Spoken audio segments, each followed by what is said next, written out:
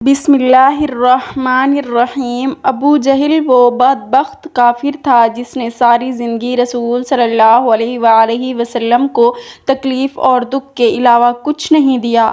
فرعون اور نمرود کی موت کی طرح ابو جہل بھی کتے کی موت مرا۔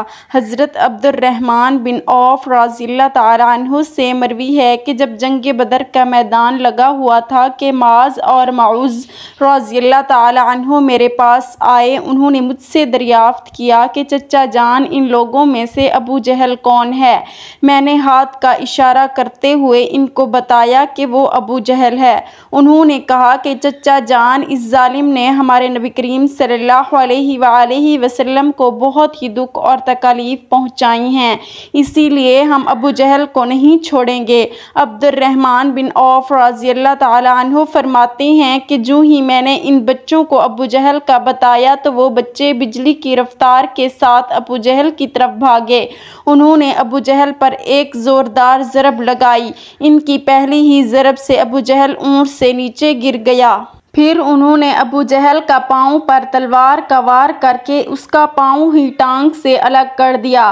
حضرت معاذ رضی اللہ تعالیٰ عنہ بیان کرتے ہیں کہ یہ سب کچھ ابو جہل کا بیٹا اکرمہ دیکھ رہا تھا۔ اکرمہ نے وار کر کے میرے بازو کو کاٹ دیا۔ میرا بازو کندھے سے لٹک رہا تھا، پھر میں لٹکتے ہوئے بازو کے ساتھ بھی بڑی تیزی کے ساتھ لڑ رہا تھا۔ جب بازو نے مجھے بہت ہی زیادہ تنگ کرنا شروع کیا تو میں نے بازو کو اپنے پاؤں کے نیچے رکھا اور زور لگا کر بازو کو اپنے تن سے جدا کر دیا۔ حضرت معاذ رضی اللہ تعالیٰ عنہ سے مروی ہے کہ میں نے موقع پا کر ابو جہل پر پھر وار کیا، جس سے ابو جہل کے جسم سے خون کے فوارے جاری ہو گئے۔ ابو جہل کو موت کی گھاٹ اتار کر یہ دونوں بچے حضور صلی اللہ علیہ وآلہ وسلم کے پاس جا کر عرض کرنے لگے، یا رسول اللہ صلی اللہ علیہ وآلہ وسلم، ہم ظالم ابو جہل کو قتل کر آئے ہیں۔ طبری میں بیان کیا گیا ہے کہ ابو جہل ابھی قتل نہیں ہوا تھا بلکہ وہ درد سے چلا رہا تھا، تڑپ تڑپ کر درد سے چلاتے ہوئے موت کا انتظار کر رہا تھا۔ جب جنگ بدر ختم ہوئی تو رسول صلی اللہ علیہ وآلہ وسلم نے تمام صحابہ کرام کو حکم جاری کیا کہ ابو جہل کو تلاش کیا جائے۔ سب صحابہ کرام ابو جہل کی تلاش میں مگن ہو گئے۔ حضرت عبداللہ بن مسعود رضی اللہ تعالیٰ عنہ بھی ان میں شامل تھے۔ حضرت محمد صلی اللہ علیہ وآلہ وسلم نے تمام صحابہ کرام کو ابو جہل کی ایک نشانی بتائی تھی کہ ابو جہل کے گھٹنے پر نشان ہوگا۔ صحابہ کرام رضی اللہ تعالیٰ عنہ نے عرض کی، یا رسول اللہ صلی اللہ علیہ وآلہ وسلم، ابو جہل کے گھٹنے پر وہ نشان کس طرح آیا ہے؟ رسول صلی اللہ علیہ وآلہ وسلم نے ارشاد فرمایا، ایک دفعہ میں اور ابو جہل عبداللہ بن جدعان کے گھر دعوت میں شامل تھے۔ اس وقت تمہاری عمریں بہت ہی چھوٹی تھیں۔ ہم دونوں میں کسی بات کو لے کر لڑائی ہوئی۔ میں نے ابو جہل کو زور سے دھکا دیا تھا جس کی وجہ سے ابو جہل زمین پر گر پڑا۔ ابو جہل کے گھٹنے پر گہرا زخم آ گیا۔ وہ زخم تو ٹھیک ہو گیا تھا لیکن اس کا نشان آج بھی ہے۔ یہاں اب مسعود رضی اللہ تعالیٰ عنہ فرماتے ہیں کہ میں میدان میں ہر لاش کو الٹا الٹا کر دیکھ رہا تھا کہ مجھے ایک جگہ پر ابو جہل زخمی حالت میں نظر آیا۔ میں اس کے پاس گیا تو میں نے دیکھا کہ وہ ابھی مرا نہیں تھا بلکہ زندگی کی آخری سانسیں لے رہا تھا۔ اس کے جسم سے خون کے فوارے جاری تھے۔ پھر میں نے رسول صلی اللہ علیہ وآلہ وسلم کی بتائی ہوئی نشانی کو دیکھا تو مجھے یقین ہو گیا کہ یہی ابو جہل ہے۔ میں نے اس کی گردن پر اپنا پاؤں رکھ کر اس کو زور سے گھسیٹا تو درد کے مارے اس کی چیخیں نکل پڑیں۔ میں نے ابو جہل سے مخاطب ہو کر کہا کہ اے خدا کے دشمن، اللہ تبارک و تعالیٰ نے تجھ کو ذلیل و خوار کر کے رکھ دیا ہے۔ ابو جہل مجھ سے کہنے لگا کہ میں اس میں ذلت والی کیا بات ہے؟ میں تو اس آدمی سے بدلہ لینے کے لیے یہاں آیا تھا جس کو تم لوگوں نے قتل کر دیا ہے۔ اس نے مجھ سے دریافت کیا کہ بتاؤ اس جنگ میں فتح کن کی ہوئی تھی؟ میں نے کہا کہ اس جنگ میں فتح اللہ تعالیٰ کے سچے رسول صلی اللہ علیہ وآلہ وسلم کی ہوئی ہے۔ پھر اس نے کہا کہ اے ابن مسعود، چرواہ ہے تو بہت ہی اونچی جگہ پہنچ گیا ہے۔ دوسرا قول یہ بیان کیا جاتا ہے کہ حضرت عبداللہ بن مسعود رضی اللہ تعالیٰ عنہ نے بیان کیا ہے کہ میں نے ابو جہل سے کہا کہ تیرا قاتل میں ہوں۔ ابو جہل نے کہا کہ نہیں، تجھ سے پہلے مجھے کوئی قتل کر گیا ہے۔ ایک قول یہ بھی بیان کیا جاتا ہے کہ جب ابن مسعود رضی اللہ تعالیٰ عنہ ابو جہل کے سینے پر بیٹھ کر کہنے لگا، اے اسلام کے بدترین دشمن، تم تو فرعون سے بھی زیادہ بدبخت نکلے ہو۔ فرعون نے بھی مرتے وقت اپنی غلطیوں کو مان لیا تھا کہ میں غلط تھا، لیکن تم تو مرتے ہوئے اسلام کے خلاف بکواس کر رہے ہو۔ یہ سن کر ابو جہل نے جواب دیا کہ اپنے آقا محمد صلی اللہ علیہ وآلہ وسلم کو جا کر میرا یہ پیغام دے دینا کہ ابو جہل تو اس دنیا سے چلا گیا ہے، لیکن وہ یہ پیغام دے گیا ہے کہ حضرت محمد صلی اللہ علیہ وآلہ وسلم کا سب سے بڑا دشمن میں ہوں۔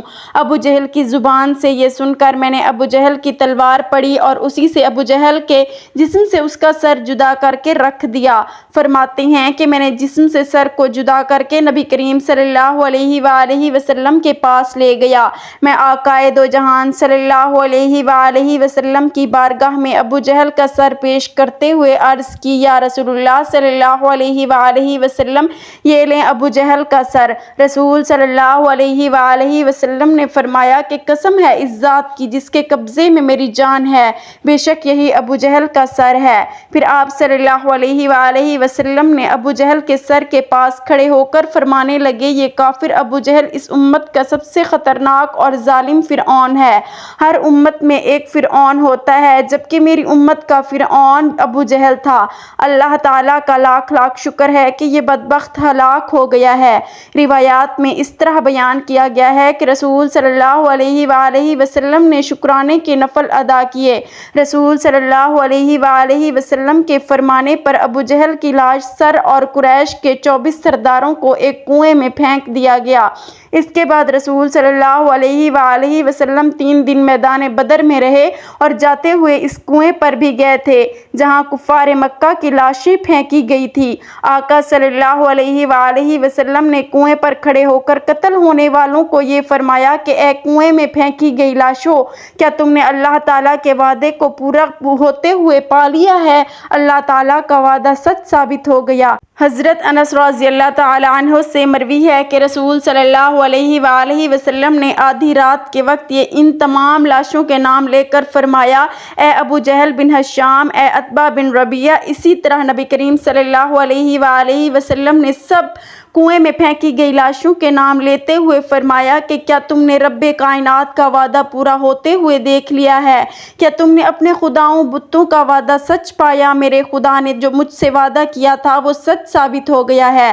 اس پر صحابہ کرام نے پوچھا، رسول صلی اللہ علیہ وآلہ وسلم، آپ لاشوں سے بات کر رہے ہیں؟ تو رسول صلی اللہ علیہ وآلہ وسلم نے فرمایا کہ جو باتیں میں ان سے کر رہا ہوں تم ان لاشوں سے زیادہ نہیں سنتے ہو، بس یہ لاشیں بول نہیں سکتی، سب کچھ سن رہی ہیں۔ امام طبری لکھتے ہیں کہ محمد بن اسحاق بیان کرتے ہیں کہ بعض علماء کرام نے یہ بات بیان کرتے ہوئے کہا ہے کہ تم لوگوں نے مجھ سے دشمنی کی، بلکہ دوسرے لوگوں نے مجھ سے دوستی کی۔ تم نے مجھ کو میرے ہی شہر سے نکال دیا، دوسرے لوگوں نے مجھ کو اپنے شہر میں پناہ دی۔ تم لوگ مجھے جھوٹا کہتے رہے، دوسروں نے مجھے سچا اور آخری نبی صلی اللہ علیہ وآلہ وسلم کہا۔